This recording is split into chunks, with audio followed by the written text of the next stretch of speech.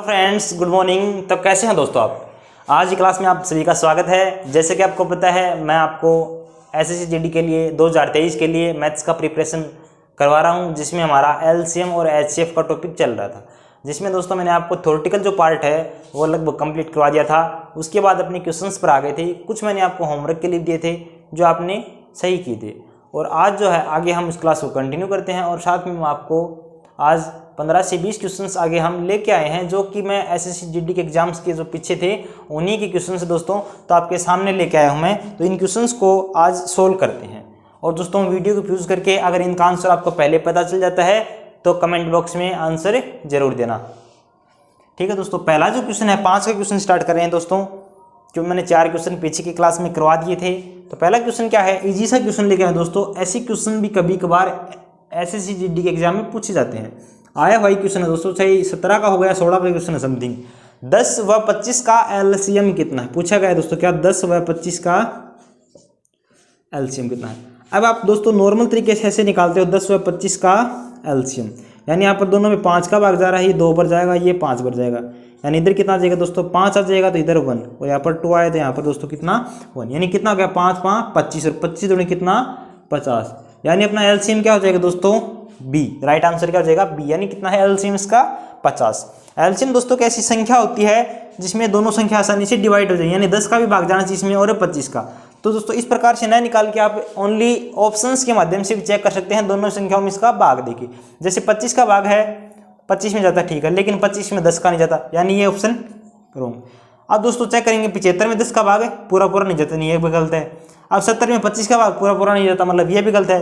50 check करो, 10 पंजू 50 है, 25 दूनी 50, यानी 50 एक ऐसी संख्या है जो 10 से और 25 दोनों संख्याओं से क्या हो रही है डिवाइड है, इसलिए इसका एलसीएम जो है वो कितना है 50। उसके बाद दोस्तों अपने सेकंड क्वेश्चन पे आ जाइए। अब सेकंड क्वेश्चन में क्या करना अपने को, उसी प्रकार से अगर अपनी सिंपल मेथड से निकाल के देखें तो आप ऐसे निकालते हैं इसका एलसीएम। जैसे दोस्तों मैंने 24 का भाग दिया, इतनी बार जाएगा। अब मैंने अगर 2 से भाग किया तो कितना जाएगा, यहाँ पर 1 आ जाएगा, यहाँ पर 3 और यहाँ पर 2, और ये कितना आ जाएगा दोस्तों 6, यानी 6 दूनी कितना आ गया 12, यानी दोस्तों 24 को किसी मल्टीप्लाई करेंगे 12, यानी 4 दूनी 8, यानी दोस्तों इसके लास्ट में 8 मिलेगा हमें, वही क्या है इसका राइट आंसर है। अब 8 आपको दिख रहा होगा लास्ट में किस में है 288 में, किस में है दोस्तों 288 में, तो इसका राइट आंसर क्या होगा 288। तो दोस्तों आगे नेक्स्ट क्वेश्चन देखिए, अपना क्वेश्चन नंबर 7 है। 7 में क्या है 15, 180 एंड 24 का एलसीएम ज्ञात कीजिए, है ना। क्या ज्ञात करना है एलसीएम। अब दोस्तों एलसीएम ज्ञात करने के लिए आपको पता है क्या चेक करना पड़ेगा हमें, कि ऐसी संख्या जिसमें तीनों संख्याएं से ये संख्याएं डिवाइड हो जानी चाहिए। अब दोस्तों अगर मैं चेक करूं, जैसे मान लो मैं चेक करता हूं 180 को 15 से डिवाइड हो रही है, 18 से भी डिवाइड हो रही है, 24 से डिवाइड होता है क्या 180। अच्छा, उसके बाद जो संख्या नेगलेक्ट हो रही पहले उनको नेगलेक्ट करो अपने पास में। देखो 270 जो है वो 15 से डिवाइड दोस्तों नहीं होता, यानी क्या हो गया नेगलेक्ट, ठीक है। उसके बाद में अब दोस्तों ये ऑप्शन देखिए यहां पे ध्यान से, ये जो ऑप्शन है वो किससे है, ये 24 से क्या है डिवाइड नहीं हो रहा, ये कैंसिल हो जाएगा, और ये भी ऑप्शन डिवाइड नहीं हो रहा है। इसका मतलब क्या बच गया अपने पास में 360, और 360 जो दोस्तों हैं वो तीनों संख्याओं से क्या हो रहा है डिवाइड है, तो इसका एलसीएम कितना हो जाएगा 360, ठीक है। उसके बाद हम नेक्स्ट क्वेश्चन पे आते हैं। अपना क्वेश्चन है 88 और 91 का एचसीएफ ज्ञात कीजिए, यानी 88 और 91 का हमें हाईएस्ट कॉमन फैक्टर ज्ञात करना है। क्या ज्ञात करना है हाईएस्ट कॉमन फैक्टर। अब दोस्तों हाईएस्ट कॉमन फैक्टर निकालने का मैंने आपको शॉर्ट ट्रिक बताया था, क्या था कि बड़ी संख्या में से आप छोटी संख्या घटा दीजिए एक बार, यानी 91 में से 88 घटाइए, कितना बचा दोस्तों 3। अब क्या है कि 3 तो दोस्तों ऑप्शन में ही नहीं है, नहीं ऑप्शन में, तो क्या करेंगे अब ऐसी संख्या देखो 0 दोस्तों दोनों से डिवाइड हो रही है, इसको छोड़े पर बड़ी से बड़ी संख्या चेक होती है इसमें, तो सबसे बड़ी पहले चेक करो 22। अब 22 का दोनों में भाग जाता है क्या 22 का इसमें तो जाता है दोस्तों, लेकिन 91 में 22 का भाग नहीं जाता है। उसके बाद इससे छोटी संख्या पाएंगे 11 पाएंगे, 11 का इसमें भाग जाता है, 11 अंठी कितना था 88 दोस्तों। तो 11 का दोस्तों क्या है कि 91 में भाग नहीं जा रहा, यानी ये भी क्या हो जाएगा नेगलेक्ट, और ये भी क्या है नेगलेक्ट। उसके बाद में चेक करेंगे 1। अब दोस्तों आपको पता है 1 क्या है, दोनों संख्याओं से डिवाइड आसानी से हो जाएगा दोस्तों, इसलिए इसका जो HCF है वो कितना हो जाएगा 1। यानी दोस्तों दोनों संख्याओं में अगर कुछ भी कॉमन नहीं है तो उसका HCF हमेशा कितना होता है 1 होता है, इसलिए मैं यहाँ पर HCF कितना लेऊंगा 1। ठीक है, अगला क्वेश्चन देखिए दोस्तों, अगला क्वेश्चन क्या है,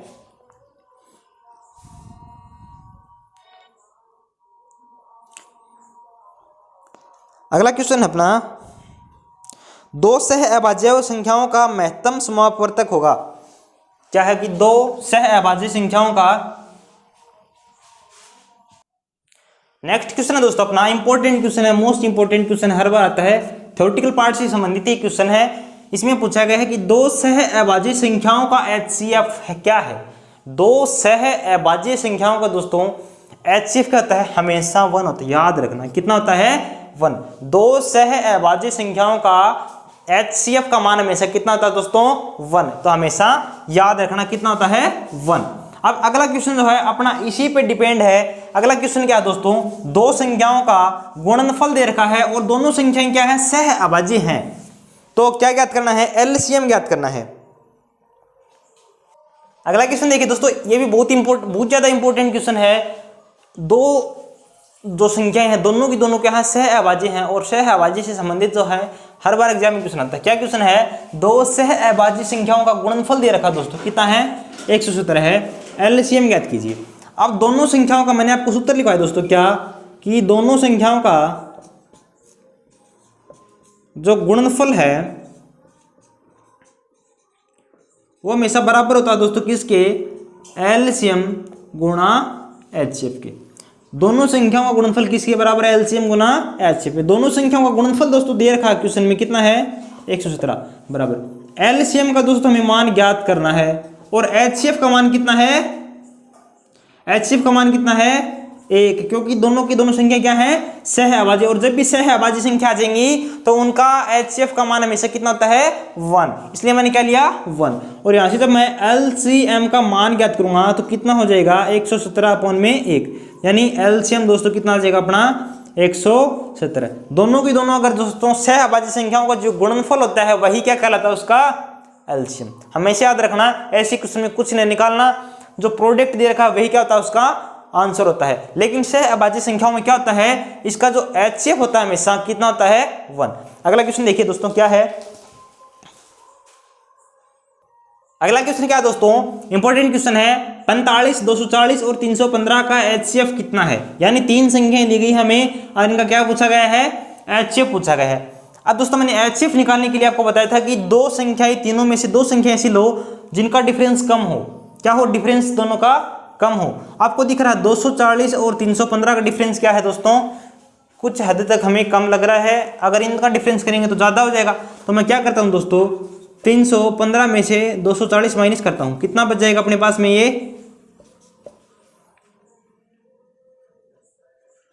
कितना बच रहा है 75। अपने पास दोस्तों डिफरेंस दोनों का कितना आ रहा है 75। अब या तो दोस्तों 75 आंसर होगा, नहीं है, इसलिए 75 को मैं क्या करता हूँ 2 भागों में तोड़ता हूँ, किसमें 15 में और 3 में। किस में तोड़ लिया दोस्तों मैंने 15 में और 3 में। अब ये चेक करना है कि 15 है वो इन तीनों संख्या से डिवाइड हो रही है क्या। दोस्तों इसमें आपको दिख रहा होगा कि 15 से क्या है ये संख्या तो डिवाइड हो जाएगी, लेकिन ये संख्या क्या है डिवाइड नहीं होगी। अगर एक संख्या डिवाइड नहीं है इसका मतलब 15 भी क्या है कैंसिल है। उसके बाद में दोस्तों क्या बच गया अपना 3। अब 3 से चेक करेंगे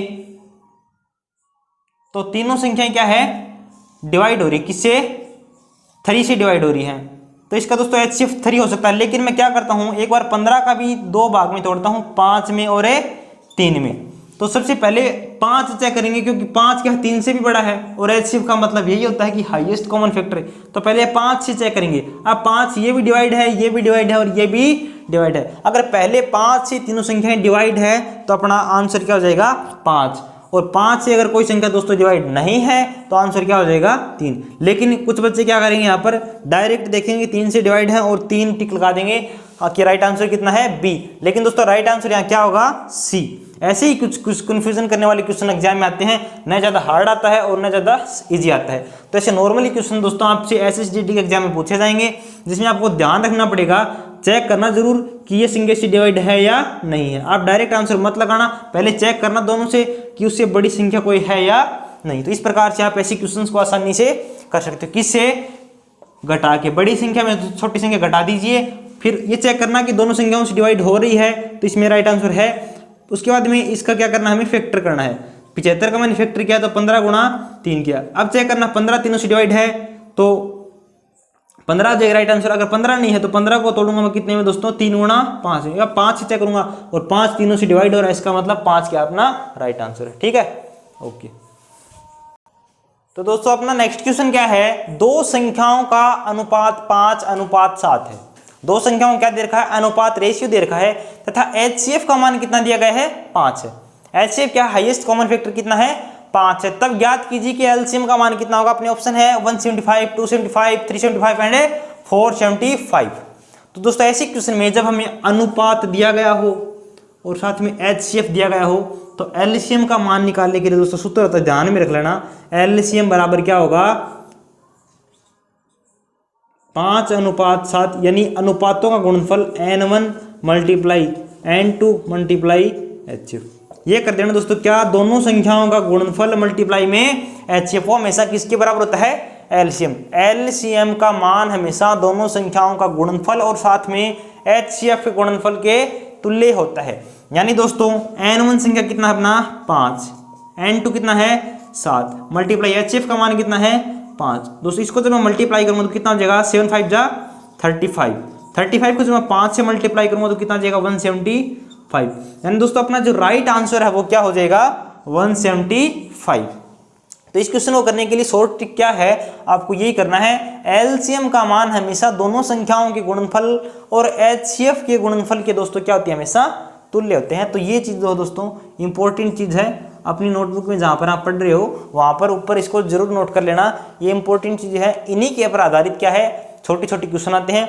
आप अगर इसे बेस तरीका यानी साधारण तरीके से करोगे तो HCF दोनों संख्याओं निकालोगे पहले और उसके बाद में LCM निकालोगे तो आपको काफ़ी टाइम लग जाएगा, 1 मिनट का समय लग जाएगा। लेकिन हमारे पास क्या है, टाइम बहुत ही कम कर दिया है। इसी पर SSGD का जो एग्जाम होगा उसमें वैसे भी टाइम घटा दिया आधे घंटे का। इसलिए क्या है कि इस सूत्र से करोगे आप तो डायरेक्ट ऐसे क्वेश्चन हो जाते हैं, LCM का मान दोनों संख्याओं का गुणनफल गुणा HCF के गुणनफल के तुल्य। तो इस प्रकार से दोस्तों ऐसे क्वेश्चन को कर सकते हो। अगला क्वेश्चन देखिए क्या है, नेक्स्ट क्वेश्चन देखिए दोस्तों क्या है, यदि HCF का मान 7 हो तथा LCM का मान 35 हो तो दोनों संख्याओं का गुणनफल कितना होगा। यानी हमें LCM का मान भी दिया गया है, HCF का मान भी दिया गया है, तो दोनों संख्याओं का हमसे गुणनफल पूछा गया है। दोस्तों ऐसी क्वेश्चन को करने के लिए मैंने आपको सूत्र बताया था कि दोनों संख्याओं का जो गुणनफल है वो हमेशा बराबर होता है किसके तुल्य, LCM मल्टीप्लाई HCF की। यानी दोनों संख्याओं का जो गुणनफल है वो हमेशा बराबर होता है LCM गुणा HCF के बराबर। तो दोस्तों हमें क्या करना है, सबसे पहले दोनों संख्याएं देखिए क्या है कि HCF का मान कितना दिया गया है, 7, LCM का मान कितना दिया गया है, 35। N1 N2 हमें ज्ञात ही करना दोस्तों है ना, तो N1 मल्टीप्लाई में N2 का मान, इनका जब मैं मल्टीप्लाई करूंगा तो कितना आ जाएगा, 175। इसको जब मल्टीप्लाई करेंगे दोस्तों कितना आ जाएगा, 245। ऑप्शन में चेक करो 245 245, तो राइट आंसर कौन सा हो जाएगा, राइट आंसर ए। तो क्योंकि दोनों संख्याओं का जो गुणनफल है वो हमेशा LCM के और HCF के गुणनफल के बराबर होता है दोस्तों, इसलिए राइट आंसर क्या है हमारा 245। तो ऐसी क्वेश्चंस को आप इस प्रकार आसानी से कर सकते हैं ना दोस्तों। नेक्स्ट जो क्वेश्चन है क्या है, 55, 66 एंड 77 का HCF क्या है। तीनों संख्या आपको दिख रही है, इनका क्या ज्ञात करना है, HCF। तो दोस्तों आपको चेक करना है कि HCF क्या होगा। अब देखिए अगर मैं बोलूँ कि इनमें कौन सी संख्या का भाग जा रहा है, आप चेक कर सकते हो, 11 का भाग जाएगा, 11 पंजी 55, 11 66 और 11 सत्ते 77। यानी दोस्तों 7 से बड़ी कोई संख्या ऐसी, 11 से बड़ी कोई ऐसी संख्या नहीं है जो इन तीनों को डिवाइड कर सके। इसलिए अपना राइट आंसर वो कितना हो जाएगा दोस्तों, 11। यहाँ पर मिस प्रिंट से 1 लिखा गया था, तो राइट आंसर दोस्तों अपना कितना हो जाएगा, 11, क्योंकि 11 एक ऐसी संख्या है जो इन तीनों संख्याओं को क्या कर सकती है, डिवाइड कर सकती है। अगला जो दोस्तों अपना नेक्स्ट क्वेश्चन है 98, 102 एंड 308 का HCF और LCM हमें दोनों ज्ञात करना है। तो ये दोस्तों आपका होमवर्क क्वेश्चन है।